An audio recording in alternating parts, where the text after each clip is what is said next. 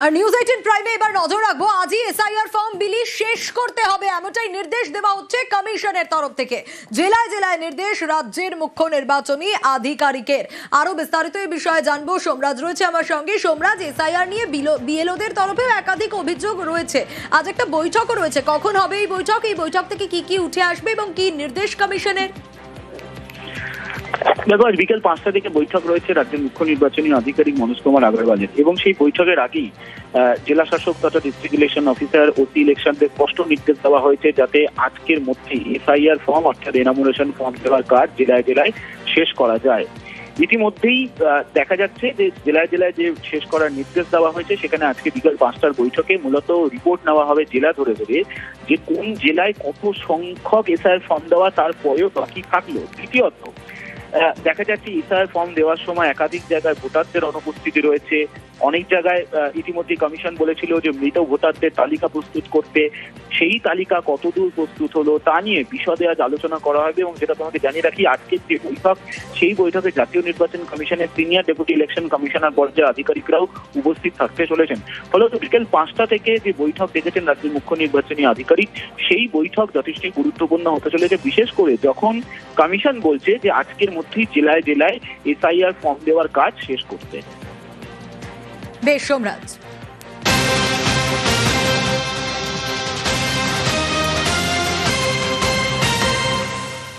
নির্দেশ তো দেওয়া হয়েছে যে আজকের মধ্যে এসআইআর ফর্ম বিলি শেষ করতে হবে, কিন্তু এখনো যা আপডেট পাওয়া যাচ্ছে তাতে প্রায় 98% এসআইআর ফর্ম বিলি শেষ হয়ে গেছে। আজ দুপুর 3টে পর্যন্ত 98% ফর্ম বিলি হয়েছে। কি আপডেট পাওয়া যাচ্ছে সোমরাজের কাছ থেকেই জানবো। সোমরাজ, দেখো, যেটা কমিশন সূত্রে জানা যাচ্ছে যে আজ দুপুর 3টে পর্যন্ত 98%-এরও বেশি এসআইআর ফর্ম দেওয়ার কাজ শেষ হয়েছে, যেখানে রাজ্যে বর্তমানে মোট ভোটার রয়েছে 7,66,37,529 জন।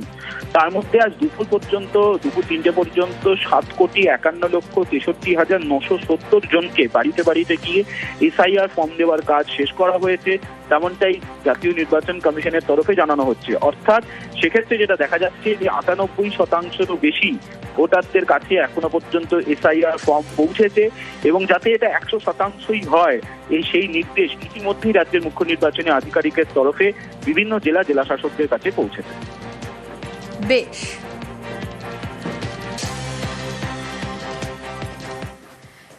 এদিকে শিলিগুড়িতে বিএলওদের বিক্ষোভ, শুধু শিলিগুড়ি নয়, দিকে দিকেই এই ছবিটা ধরা পড়েছে। দেখাবো একে একে। এটা দীনবন্ধু মঞ্চ, যেখানে প্রশিক্ষণ চলাকালীনই বিক্ষোভের ছবি সামনে আসে। ডেটা এন্ট্রি করতে বিএলআরওরা নারাজ, এবং সে কারণেই এই বিক্ষোভ। কারণ তারা বলতে চাইছেন, তারা অভিযোগ করছেন যে তাদের উপর চাপ দেওয়া হচ্ছে, চাপ দিয়ে কাজ করানো হচ্ছে। প্রশিক্ষণ ছেড়ে হলের বাইরে বেরিয়ে বিক্ষোভ, শুয়ে পড়ে বিক্ষোভ, অতিরিক্ত কাজের চাপের অভিযোগ করছেন বিএলওরা।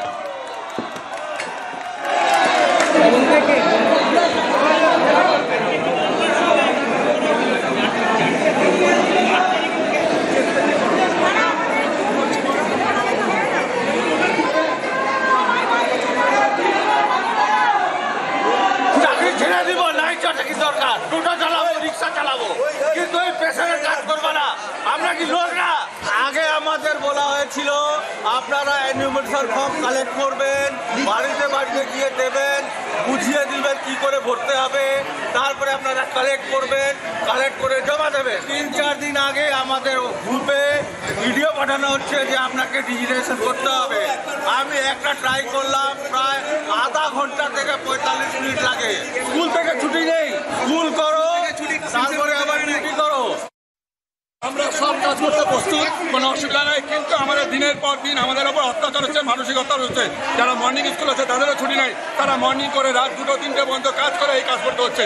আমাদের খালি কাজ ছিল ফর্ম দেওয়া এবং ফর্ম নেওয়া। ইতিমধ্যে বলেছে আমাদের ডিজিটাইজেশন করতেই হবে, 1 মাসের মধ্যে আমাদের করতে হবে। কিভাবে করবে টিচাররা? ওনারা প্রত্যেকদিন একটা ভয় দেখিয়ে, জুজুর ভয় দেখিয়ে আমাদেরকে কাজ করতে বাধ্য করছে।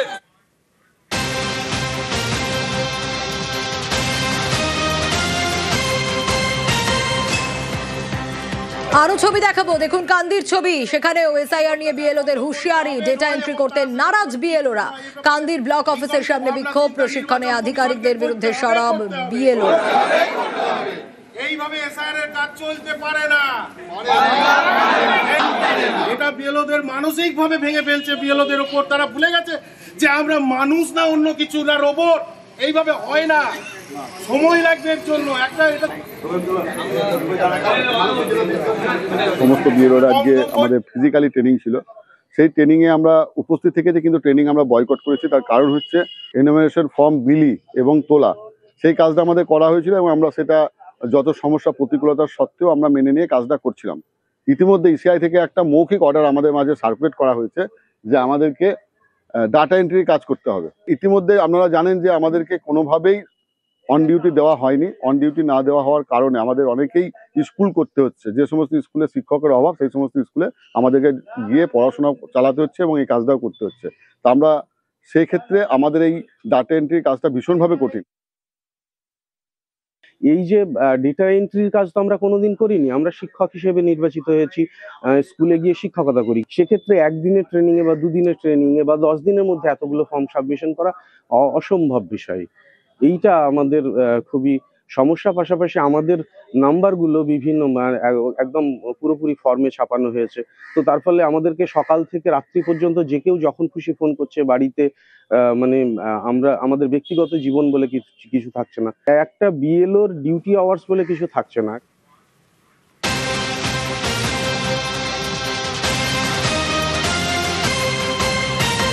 আর এখানেই শেষ নয়, আরো রয়েছে। দেখুন রানাঘাটের ছবি, বিএলওরা বিক্ষোভ দেখাচ্ছে, ব্লক অফিস ঘেরাও করে বিএলওদের বিক্ষোভ। এবং এখানেও অভিযোগ একই, ডেটা এন্ট্রি করতে চাপ দেওয়ার অভিযোগ, কমিশনের বিরুদ্ধে চাপ দেওয়ার অভিযোগ তুলছেন বিএলওরা।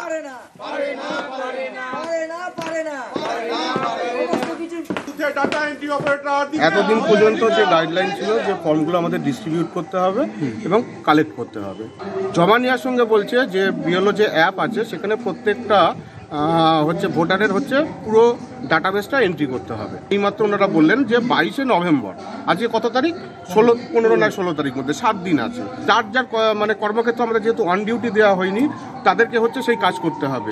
ইজ ইট পসিবল ভুলভাবে কোনো এন্ট্রি হয়ে যায়, অনিচ্ছাকৃতভাবে কোনো যদি এন্ট্রি হয়ে যায়, কিন্তু দায়ভার কিন্তু ওনারা নেবেন না, বলছেন বিএলওকেই নিতে হবে। আর এসআইআর এর বিরুদ্ধে ঠাকুরবাড়িতে চলছে আমরণ অনশন। অনশন মঞ্চে অল ইন্ডিয়া মতুয়া সেলের 15 চিকিৎসক তারা পৌঁছে গেলেন। মমতা বালা ঠাকুরের সঙ্গে অনশন মঞ্চে চিকিৎসকরা। আরো আপডেট নেব, অনিরুদ্ধ রয়েছে আমার সঙ্গে। অনিরুদ্ধ,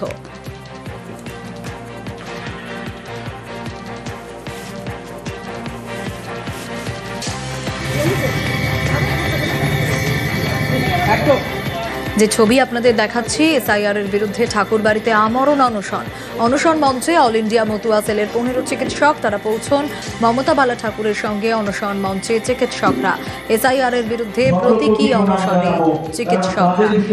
জানবো আরো বিস্তারিত, অনিরুদ্ধ রয়েছে আমার সঙ্গে। অনিরুদ্ধ, দেখো ইতিমধ্যেই মমতা ঠাকুর যে ঘোষণা করেছিল এসআইআর এর প্রতিবাদে গত 5 তারিখ থেকেই আমরণ অনশন শুরু করেছিল অল ইন্ডিয়া মতুয়া মহাসংঘের পক্ষ থেকে।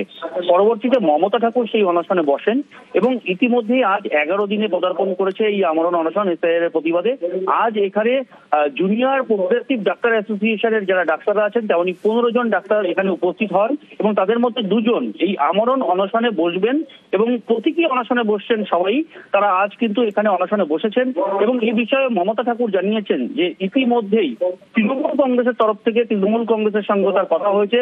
আগামীতে তৃণমূল কংগ্রেসের প্রতিনিধি দলও এই আমরণ অনশন কর্মসূচির এখানে আসবেন বলেও জানিয়েছেন তিনি।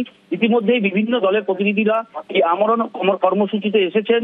তাদের যে বক্তব্য, অর্থাৎ অল ইন্ডিয়া মতুয়া মহাসংঘের যে দাবি, নিঃশর্ত নাগরিকত্বের দাবিতে তারা যে আমরণ অনশন করছেন, সেই দাবি বিভিন্ন রাজনৈতিক দলের কাছে তারা রেখেছেন এবং আগামীতে তৃণমূল কংগ্রেসের প্রতিনিধি দল এলেও তাদের কাছে এই একই দাবি রাখা হবে বলেও মমতা ঠাকুর জানিয়েছেন। এবং এই ডাক্তার অ্যাসোসিয়েশনের পক্ষ থেকে জানানো হয়েছে যে অল ইন্ডিয়া মতুয়া মহাসংঘের যে দাবি, সেই দাবিকে তারা মান্যতা দিয়েছেন, সেই কারণেই তারা এখানে উপস্থিত হয়েছে। আমরা এখানে অল ইন্ডিয়া মতুয়া মহাসংঘ ডক্টর সেলের তরফ থেকে এসেছি, অল ইন্ডিয়া মতুয়া মহাসংঘ চিকিৎসক সেলের তরফ থেকে এসেছি। আমাদের অল ইন্ডিয়া মতুয়া মহাসংঘর মা মমতা বালা ঠাকুরের নেতৃত্বে আমাদের হরিগুরুচাঁদ ঠাকুরের যেটা স্বপ্ন ছিল যে মতুয়া সমাজের যে শিক্ষিত শ্রেণী যারা শিক্ষক, চিকিৎসক, উকিল তারা এই আন্দোলনে মতুয়া আমাদের ধর্ম আন্দোলনে হচ্ছে অংশগ্রহণ করবেন মায়ের নেতৃত্বে। আজকে আমাদের সেই মর্মেই হচ্ছে চিকিৎসক সেল, শিক্ষক সেল, লিগাল সেল, এই সবই সৃষ্ট হয়েছে। তা সেই জায়গা থেকে আজকে আমরা অল ইন্ডিয়া মতুয়া মহাসংঘ ডক্টর সেলের পক্ষ থেকে এখানে এই আন্দোলনের হাত আরও শক্ত করার জন্য মায়ের পাশে দাঁড়ানোর বার্তা নিয়ে এই অনশনে যোগ দিচ্ছি। এটা তো এই সমাজের যন্ত্রণা আমাদের, এটা আগের থেকেই ওদের মানে বসারই ছিল, কিন্তু অনেক সময় তারা তো ডাক্তারি পেশাগতভাবে আছে, তাদের অনেক পেশেন্ট দেখতে হয় এবং সেই কারণের জন্য তারা এখন এই মুহূর্তে আজকে বসেছে। আমি তাদেরকে ধন্যবাদ জানাই। যুব এই সমাজের হচ্ছে মেরুদণ্ড। হরি গুরুচাঁদের চিন্তাভাবনা ছিল যে শিক্ষাই একমাত্র মেরুদণ্ড, এবং সেখানে দাঁড়িয়ে আজকে আমার ঘরের ছেলেমেয়েরা শিক্ষিত হয়ে আজকে মানুষের সেবা দিচ্ছে, মানুষের পরিষেবা দিচ্ছে। তারা এই মঞ্চে বসা মানে আমাদের কাছে একটা বড় পাওনা। যে আমাদের কাছে আসবে তাদের আমরা ওয়েলকাম, বিজেপিও যদি কেউ এখানে আসে ওয়েলকাম।